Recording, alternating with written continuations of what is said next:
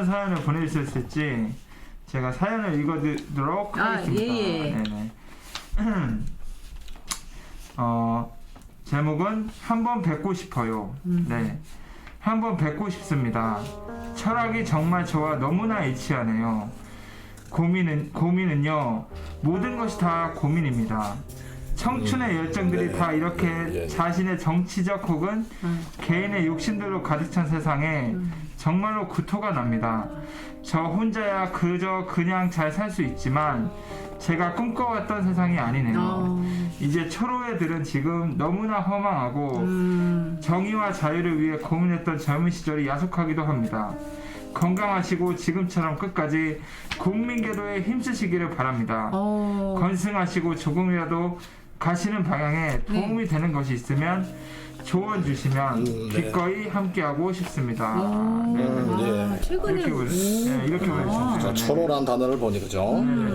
연세가 계시네요. 네, 연세가 제가 알기로는 초로라는 거는 노년에 들어드는 그렇죠. 나이라고. 근데 요새는 노년이라고 그 정하는 나이가 뭐 75세. 그 정도가 이제 75세. 그런 겁니까? 70세는 아직 뭐 강원도에서는 뭐 건주변인가 뭐 그런 단어도 초로가요? 아니, 그러면 저기 이 사연자분께서는 나이가 조금 연세가 있으신 것 같은데. 그런 것 같아요. 예, 맞습니다. 어쨌든 지금 뭐 나이 따지 정신은 초로잖아요. 정신은 초로인데. 아니 그러니까 예. 이렇게 몸도 조금 불편하실 나이시고 맞아. 불편하심이 많으실 텐데 이렇게 우리 대표님의 그 사포 15제 같이 이렇게 공감하시고 그렇죠. 예, 이렇게 도움을 주고 싶다 하시는 게 좀 귀감이 되고 맞습니다. 우리 열정에 이렇게 같이 동참하려는 모습 보여주는 것만 해도 정말 이 아름다운 모습입니다. 질문인데 이게 지금 그 고민 사연인가요? 좀 대표님을 도와드리고 싶은데 어떤 방식으로 하면 좋을까 이런 식의 고민인 것 같거든요. 근데 이게 좀 중간에 보면은 지금 현재 상황이 초로애들은 지금 너무 허망하고 젊은 시절에 애썼던 모든 고민했던 것들이 너무 야속하다 이런 말씀 해주셨거든요. 그래서 좀 심적인 갈등이나 그런 게 내적인 좀 그런 게 있으신 것 같아요. 그런 것도 있지 않겠습니까? 예전에는 뭐 어떻게 젊은 시절에는 예전에 황 대표님처럼 지금의 황 대표님처럼 자기도 어떤 그 국가의 운명에 대해서 한번 생각을 해보고 어떻게 보면은 예전에 뭐 5공화국 때 저기 그 군사 정권에 이렇게 한국에서 운동을 하셨을 수도 있고 맞아요. 여기 정의와 자유를 위해 고민했던 그런 시절을 보내셨던 분이겠죠. 근데 그런데 이제 지금 세상 돌아가는 꼬라지를 보니 참 이렇게 세상에 대해서 진지하게 고민을 하고 이렇게 뭡니까? 이 깃발 들고 나서는 사람들이 없지 않습니까? 그렇죠. 뭐 나라를 살려보겠다고 국가를 우리가 멋지게 만들어보겠다고 했던 위정자들이 다 과거의 모습을 가지고 있는 사람이 없잖아요. 제가 지금 꿈꿨던 세상이 아니다. 이런 데서 이제 자기는 이제 허탈한 느끼고 하지만 그 젊었을 시절에 그 모습을 우리 황정수 대표님 가지고 계시니까 여기 동참하고 싶다. 근데 제일 중요한 건 우리 황정수 대표님 우리 전화 인터뷰를 해야 되는데 그뭐 잡니까? 아니. 사연 읽어준 사람 지금 마음이 콩밭에 있어요. 아니 우리 정관의 텔레비전님께서 당에서 내려오는 모든 일에 참여하는 게 우선이라고 봅니다. 참여하다 보면 내가 할 일이 생길 거라 봅니다. 이렇게 해주셨거든요. 그러니까 어떤 거창한 일부터 내가 뭐 크게 큰 도움을 줘야지 이런 것보다 작은 사소한 일부터 차근차근 해나가면은 그래요. 예, 큰 도움이 되지 않을까 싶습니다. 아무튼 근데 이 내용은 우리 대표님께서 직접 얘기를 해주시는 게 좋지 않을까 싶습니다. 우리 한민희님께서도 수도권이면 목요 집회, 부산권이면 부산역으로 오세요. 내가 할 수 있는 것부터 하시면 된다 이런 말씀인 것 같아요. 대표님이랑 전화 연결을 해보는 게 어떨까 싶습니다. 그럴까요? 예, 여보세요? 안녕하세요. 예, 수고 많으십니다. 밤늦게. 앵무새가 요즘 점점 잘하는 것 같아요. 감사합니다. 가끔 이 주폭분이 계신데, 그건 제가 정리를 하겠습니다. 주폭, 대표님. 그래서 그 네네. 사연 주신 분 그 이야기 잘 들었거든요. 예, 말씀하십시오. 예. 네, 아니 제가 사연을 읽었는데 대표님께서 이걸 좀 정리해서 말씀해 주시면 좋겠거든요. 근데 이 세상에 지금 와서 생각할 때 허망하다 싶은 일에 대한민국에서 아마 제일 많은 시간과 노력과 돈을 소비하고 살았던 사람이 절 거예요. 네. 그러니까 네. 솔직히 제 앞에서 이 젊은 시절에 이 정의와 자유를 위해서 고민해서 그 시간이 약속하다 그래 말씀하시면 좀 실례입니다. 왜냐면 저는 그야말로 진짜 젊었을 때 개고생을 하고 살았습니다. 맞아요. 오랜 시간 동안요. 예. 자, 그랬는데도 제가 그 젊은 시절에 그 사람들이 그 운동권 했던 사람들, 그 앞에 섰던 사람들이 대부분 지금 어떻게 됐습니까? 기득권이 됐잖아요. 민주당이나 이분은 또 국민의힘에도 있어요. 그래가지고 거기 기득권이 돼가지고 온갖 권력을 누리면서 그 사람들이 젊었을 때 가졌던 가치는 다 잊어먹고요. 네. 돈봉투 부리는 전당대를 하고 있지 않습니까? 송영길이만 해도 대표적으로 노동운동했던 자죠. 그 송영길이 내 잘 알죠. 그 임명희, 우상호, 임종석이, 오영식이는 나하고 같이 기자회견하고 그때 입당했던 5인방이라 해요. 근데 내가 이 문제에서 제일 중요한 거는 우리 586의 대중들이 제일 잘못한 거예요. 50대나 60대 초반에. 네.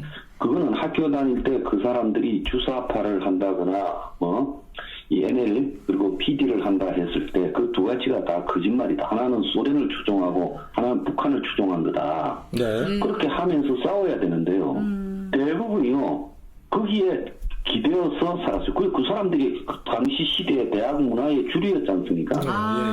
맞잖아요. 네네. 그리고 대부분 학교 다닌 사람은 걔들의 실체나 본질에 대해서는 의문을 품지 않고 그 밑에서 다 따라다니면서 했잖아요. 뭘 하든. 그것이 어떻게 대외적으로 투쟁 목표를 정하고 그 사람들이 지향하는 게 어떤 세상인지 북한의 김일성이를 추종하는지 이런 부분에 대해 아무도 문제 제기 안 했어요. 그렇죠. 저만 서울대에서 이런 문제들을 굉장히 제기하면서 싸웠죠. 저는 솔직히 우리 특가에나 우리 제 주변에 있는 주사파 놈들은 잡아서 패기도 했습니다. 너무 멋있어요, 대표님. 내가 젊었을 때 주먹 좀 썼지. 너무 멋있으시다, 진짜. 저 허대사님도 그 패고 다니는 사람을 저기 찾아다니갖고 저를 찾으니까 군대 잡혀갔더라고요. 서울대 서울대 김단희 씨. 전설 같은 얘기시네요, 전설. 네, 그래서 저도 한때 그 전체 풍조가 주사파나 이렇게 흘러갈 때 거기에 저항해가지고 그때도요 학교 안에서 그 서울대 농업정책연구회라는 모임을 만들어가지고 오랫동안 일을 했어요. 자, 그런데 그게 다 뭔가 하면 우리가 뿌린 씨앗이고 우리 비겁함 때문입니다. 그래서 이 사연 주신 분한테 젊은 시절에 보낸 그런 노력들이 헛되어 보이고 이런 부분에 좀 실망감이나 또 절망감 이런 또 후회도 있겠지만 그건 다 우리가 잘못했기 때문에 그런 거예요. 완전히 그들을 막았어야 되는 거예요. 그런데 민주화라는 명목으로 옥석을 가리지 않고 그들이 내세운 민주화나 민주주의 실현은 다 가짜였죠. 그렇지 않습니까? 민주화는 세상에 저거가 권력의 핵심에 다가가 있는데 이런 세상이 유지될 수 있겠어요? 그다음 두 번째로 요즘 젊은 애들도 또 마찬가지로 그때와 마찬가지로 다 쓰레기예요. 지금 국민의힘, 민주당 그리고 정의당, 진보당, 이런 기본소득당 이런 원내 정당에 수많은 젊은 정치인들이 있잖아요. 걔네들 중에 우리만큼 누군가가 지금 주거 문제, 집이 없어서 고통을 겪고 있는 이런 문제, 그래서 출산도 하지 않고 결혼도 하지 않는 이런 사회적 풍조, 이런 데 대해서 문제 제기를 본질적으로 대안을 내놓고 싸우는 젊은 친구들이 하나라도 있습니까? 없습니다. 없습니다. 네, 사교육 문제에 대해서 사교육 때문에 애를 안 낳는다는데 그에 대한 본질을 제시하는 사람이 하나라도 있어요? 없어요. 도대체 이준석이부터 시작해서 민주당에 그거 붙어 먹어서 젊은 사람을 대표하고 있는 애들이나 국민의힘 근처에 있는 애들 그런 애들이 이슈를 가지고 싸우는 게 아니라 그냥 헤게모니 쟁탈전을 늙은 정치인들과 똑같은 방식으로 싸우고 있죠. 안 그렇습니까? 맞습니다. 젊은 사람이면 이 시대적 이슈를 가지고요 싸워야 될 거 아니에요? 그리고 또 무조건 젊은 사람은 이 시대적 피해를 겪고 있다. 나이 든 사람들 50대, 60대, 40대는 다 투기하고 주식 투기해서 돈 벌었지만 하는데 아니 그때 투기해서 돈 버는 사람은 상류 소수 1, 2%에 불과하고 나머지는 그 5, 60대도 다 거지에 가까운 사람들 아니에요? 맞아요. 예, 맞습니다. 그러니까 그 사람들의 문제 지적조차도요, 자기들이 시대적 피해자인 척 하는 것도 틀린 거예요. 솔직히 말하면 요즘 젊은 사람들보다 5, 60대가 훨씬 더 개고생하면서 살았죠. 네. 그렇죠. 노동 시간도 많았고, 네. 그야말로 정말 엄청난 고생을 했죠. 요즘 젊은 사람들이 저희들 나이대처럼 열심히 하면요, 제가 볼 때 그래도 다 굶어 죽지는 않고 제대로 삽니다. 근데 아예 불만만 풀지 일을 안 하잖아요. 네. 그러잖아요. 예. 그렇죠. 예. 일자리가 아예 없는 게 아니라 일을 안 하려고 하는 거죠. 자기 마음에 안 드는 일은. 네네. 그러지 않습니까? 네, 맞습니다. 네. 그래서 이런 것도요, 우리가 젊은 사람들의 이 시대적 고민을 이해하고 제도적으로 해결할 수 없는 부분, 이번에 뭐 전세 사기라든지 이런 부분이나 일자리가 없어서 국가적으로 일자리를 창출하는 문제라든지 생활 비용을 줄여가는 문제 이런 거는 우리가 제도적으로 투쟁을 해야 되겠지만은 지금 혁명 21에 한번 보세요. 지금 딱 만들어서 2년이 지났는데 그래도 어지간히들 볼 건데 젊은 사람들 중에 우리 혁명 21에 와가지고 정말 자신들의 이 시대적인 어떤 피해의식들을 해소할 수 있는 노력을 하겠다라고 나서는 젊은 사람들이 거의 별로 없잖아요. 그러지 않습니까? 네, 네. 그렇죠. 그러니까 이게 굉장히 잘못되어 가는 거다. 솔직히 말하면 저는 한국이 망하는 그 레일을 탄 그야말로 폭주 기관차가 되고 있다고 보고 있습니다. 그렇기 때문에 우리가요, 그게 솔직히 말하면 이 초로에 계신 이분한테뿐만 아니라 또 이 나이 연세에 계시는 분한테요, 이런 시대가 된 부분에 우리가 적극적으로 이렇게 나쁜 시대를 만드는 것은 아니지만 우리도 이 시대를 살아온 주역 중에 하나로서 이런 시대에 대한 이 시대적 책임을 가져야 되는 거예요.